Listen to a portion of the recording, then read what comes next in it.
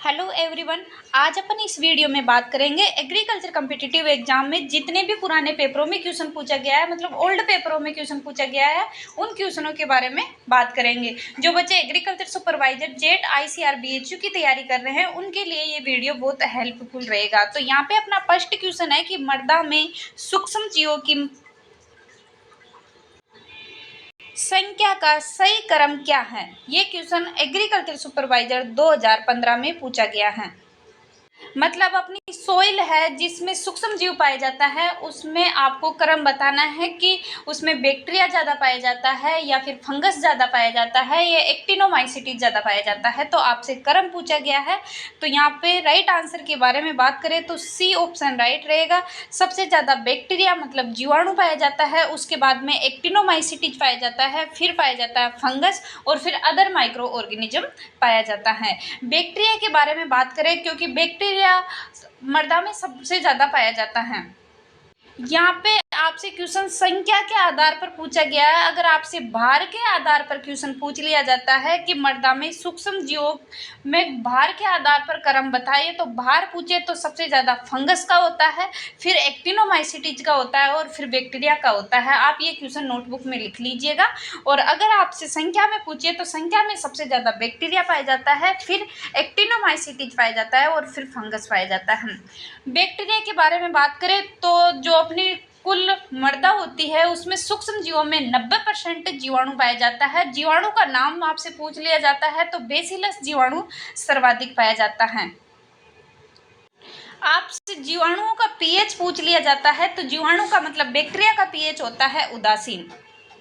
और जीवाणुओं में से एक क्वेश्चन और पूछ लिया जाता है एग्जाम में, जैसे कि AAO होता है, HRO होता है, AO की एग्जाम होता है, उसमें थोड़ा टफ लेवल का पेपर होता है। तो उसमें पूछ लिया जाता है कि 1 ग्राम मृदा होती है, मतलब जो अपनी उपजाऊ मृदा होती है 1 ग्राम, तो उसमें कितने जीवाणु पाया जाता है। तो 1 ग्राम मृदा में 10 करोड़ जीवाणु पाया जाता है। और इन जीवाणुओं का मृदा में कार्य होता है जैसे नाइट्रोजन फिक्सेशन करना, खनिजीकरण, कार्बनिक पदार्थों का अपघटन करना वायवीय व अवायवीय दशा में।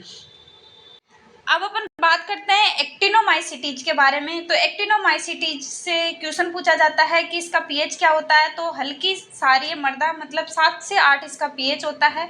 और जो प्रथम वर्षा के बाद जो सुगंध आती है, प्रथम बार वर्षा होती है उसके बाद में जो सुगंध आती है वो किसके कारण आती है, तो वो एक्टिनोमाइसीटीज के कारण आती है। जो ये एक्टिनोमाइसीटीज है ये सूक्ष्म जीव आर्द्रता और ऑक्सीजन की अनुपस्थिति में भी अपना जीवन यापन कर सकता है। मतलब इसको आर्द्रता नहीं मिले या ऑक्सीजन की भी अनुपस्थित रहे फिर भी यह जीवन यापन कर सकता है। नेक्स्ट अपन बात करते हैं फंगस की। तो फंगस का पीएच होता है अम्लीय, तो इसका पीएच अम्लीय होता है। फंगस में से बहुत सारे क्वेश्चन यही पूछ लिए जाते हैं कि इसकी संरचना को क्या कहते हैं। तो प्लामेंट से इसकी संरचना बनी होती है जिसे माइसीलियम कहते हैं। और ये फंगस होता है बहुकोशिकीय होता है, क्लोरोफिल रहित होता है, मतलब इसमें प्रकाश संश्लेषण की क्रिया नहीं होती है।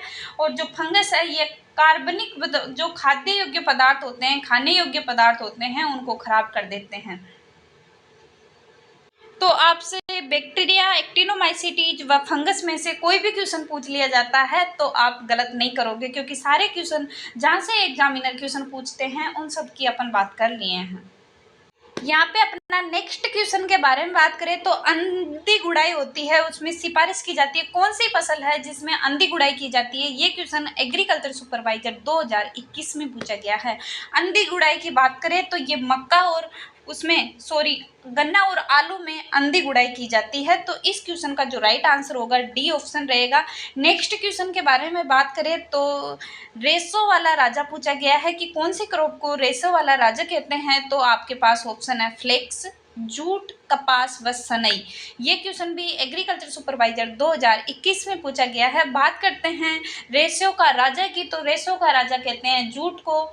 और वाइट गोल्ड के बारे में बात करें तो वाइट गोल्ड है वो कपास को कहते हैं। ध्यान रखिएगा इस क्वेश्चन में बहुत सारे बच्चों कंफ्यूज रहे हैं, कई कपास कई ये जई।